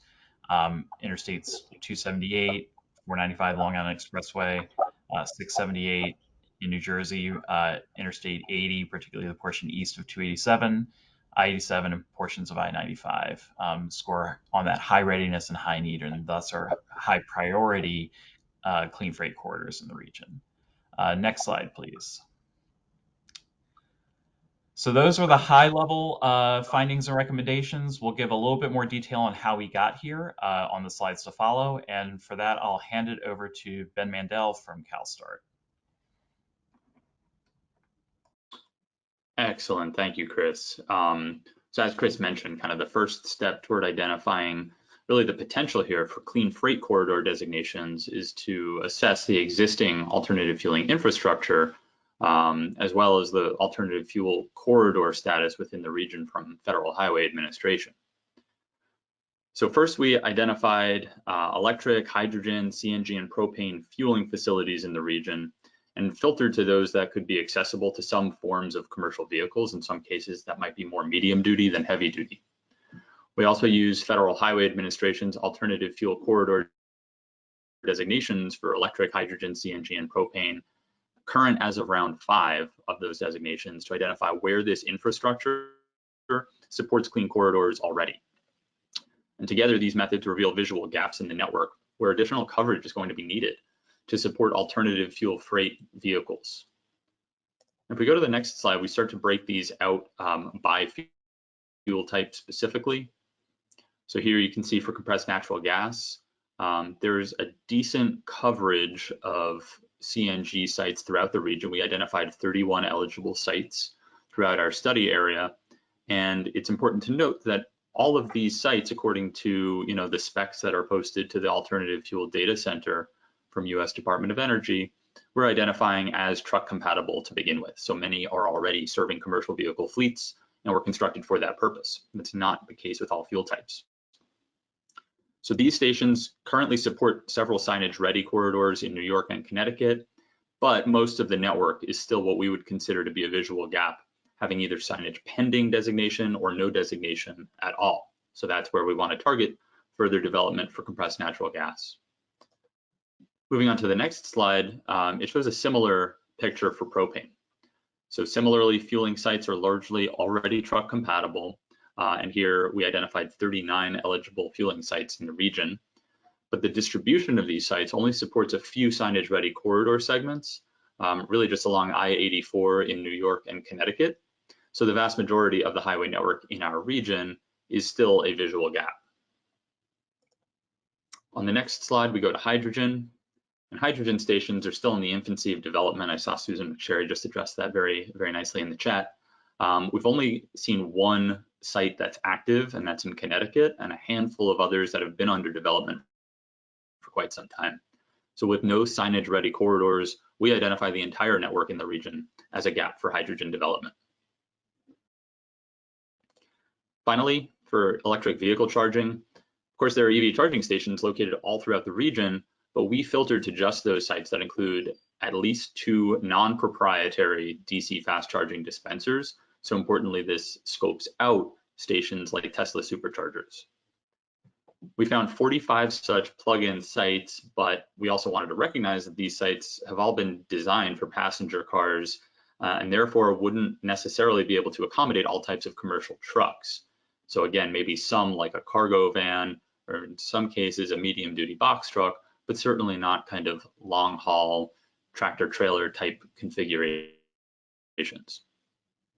So while there's a lot of FHWA signage ready corridor activity throughout the region, this designation status for FHWA alternative fuel corridors is really less helpful to us here for our purposes with freight movement. And so what we did instead was we set a 5-mile buffer surrounding eligible electric charging stations in the region and identify any corridor segments beyond those buffers to be gaps in the network where additional infrastructure development should be prioritized.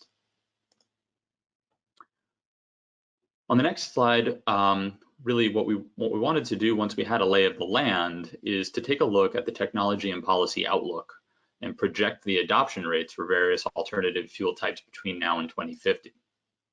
So in an early deliverable, we actually discussed the state of various alt fuel technologies and described what's on the market currently. We're not going to go into that today.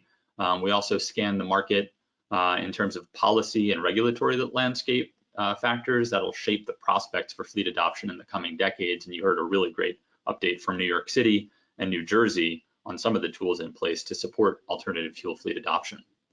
And that ultimately allows us to calibrate a proprietary fleet adoption model to better understand how policy directions can influence the composition of truck sales across fuel types over time. The next slide summarizes where we got to for policy outlook region-wide. So we're painting with a pretty broad brush here just in the interest of time, But as Chris mentioned at the top, we did find significant policy support for diesel alternatives of all kinds throughout the study region, with most of an emphasis on battery electric and fuel cell electric vehicle technologies, which are both considered zero emission. And the emergence of structures for utility involvement, such as make-ready programs by utilities in New York and hopefully soon New Jersey and Connecticut, continue to lay a groundwork for developers to have more assistance, as well as site hosts, in building more and more zero emission fueling infrastructure. There are still regulatory and policy hurdles that need to be overcome for compressed natural gas and LPG or propane technologies. And overall, we still do need to see additional regulatory and incentive support to make sure that we can achieve the policy objectives that have been laid out in all of these states, including a 30% zero emission sales share by 2030. It's kind of similar to the remarks Volvo made, right? We need more of an ecosystem to support the sales levels that we intend to see from a policy perspective. On the next slide, this will show a bit about the projections for vehicle adoption throughout the region. So we used a proprietary model to get a sense for how truck sales are going to evolve across fuel types throughout the region. This model is an input-output model, taking into account factors like purchase price, fuel costs, expected maintenance needs, as well as the availability of incentives, as was covered in the last panel, to determine the total cost of ownership profiles for various vehicle types. And this covered a large range of vehicle types and fuel type combination, 18 distinct vehicle types across vehicle weight classes 3 through 8, and 5 fuel types, including our alternative fuels and diesel. And depending on the total cost of ownership profile for a given vehicle type, we ended up modeling fleet adoption behavior based on a few different types of adopter profiles. And these range from more patient in terms of payback period and aggressive with respect to newer technology on one end, to impatient for payback with conservative technology preferences on the other end. And so across the study region, we project, as Chris mentioned at the top, that diesel will lose its majority of new truck sales sometime between 2029 and 2034. By 2050, we project that battery electric is the sales share leader across these adopter profiles, even in the conservative and technology averse profile, ranging anywhere from 38 to 60% of new truck sales by 2050. Fuel cell electric is the next in the sales share order at 28 to 33%, which kind of broadly supports the policy findings that the zero emission technology categories will enjoy the best adoption environment in the next few years and decades. Before I hand it back to Chris, I just want to note that we do have an online GIS resource that has kept tabs and has a lot of layers you can toggle on and off for things like vehicle adoption projections by zip code or census tract, current FHWA corridor designation status, location of alternative fuel infrastructure sites, as well as the gaps that we identified in the network, so you can interact with these layers, toggle various things on and off to your liking. And we welcome hearing what you think. I'll drop a link to this GIS resource that's publicly available in the chat as we continue. All right, thanks, Ben. Next slide, please. And then the next slide. So just quickly, we looked at freight demand and travel patterns. So as I mentioned at the top, the vast majority of freight moves by truck, 88% in the region. That's expected to continue and be a big share of an increasingly large freight tonnage pie going into the future. Next slide. We also looked at the locations of major freight generators and to help us better understand freight travel demand patterns, and that also factors into the corridor prioritization and evaluation that Al Beatty will talk about next. So Al, I'll hand it over to you. Okay, thank you. Next slide. So all of the analyses that Chris and Ben just walked through were really pulled together to develop our final recommendations for clean freight corridor designations. We looked at the alternative fuel vehicle adoption projections, freight demand and origins destinations, as well as existing FHWA designations, and identified gaps, needs, and from that developed our recommendations. Next slide. So this was our corridor designation method. We created two composite scores, one regarding the, highway segment readiness levels and another for need levels. So readiness levels really gets at the current state of the highway segment in terms of fuel station coverage for a given fuel type, as well as freight demand clusters and the truck volume existing today. This score was then binned into high, medium, or low readiness levels, so that a high readiness segment is really in the top tier compared to other segments throughout the region for each fuel type. And then we also wanted to get at need. So if the infrastructure and truck volume isn't necessarily there today, but there is a high projected demand according to our projections, as well as poor air quality, we identified those segments as high need segments, considering that segments that have a low readiness today but a high need in the future could be designated for priority development. Next slide. So our recommendations for designated clean freight corridors really looks primarily at that high readiness score. And then we also looked at recommended priority development corridors in terms of what I mentioned before, low readiness segments with high need, as well as segments that fill a key gap between designated segments, or if they connect to a designated clean fuel development corridor in a neighboring jurisdiction. So a little bit more qualitative analysis to fill those gaps. Next slide. This table shows our final recommendations for designation. So those at the top in orange are our recommendations for designated clean freight corridors with high readiness and high need. Then in the middle here, you can see those high need, low readiness segments. And at the bottom, priority development corridors recommended for some other reason related to connectivity to the wider network. Next slide. This is that same information just shown in a map. And next slide. So finally, we developed some recommendations around things that need to be considered when actually implementing these. So while rolling out these corridor designations, there are a few more things to consider that laid outside of our project scope. And those include further discussion with agencies and adjacent jurisdictions, as well as other stakeholders, further consideration of how this network relates to the location of environmental justice communities.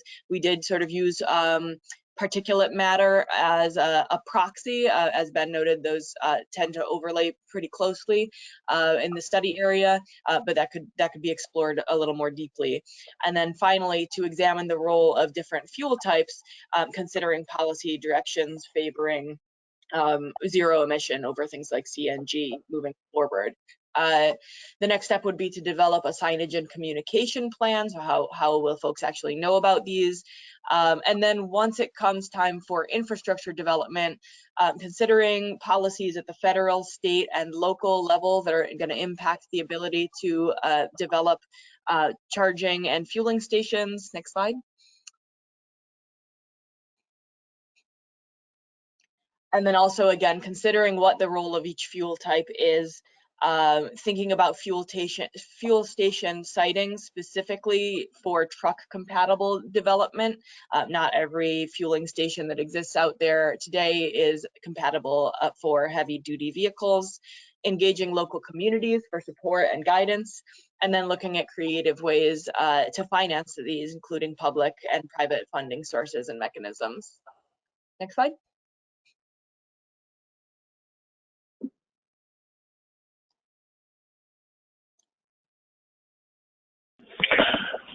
All right, folks. So thank you Thanks, Chris, Ben, and Al for the presentation. And we will turn this over to Jerry and Aaron for closing remarks.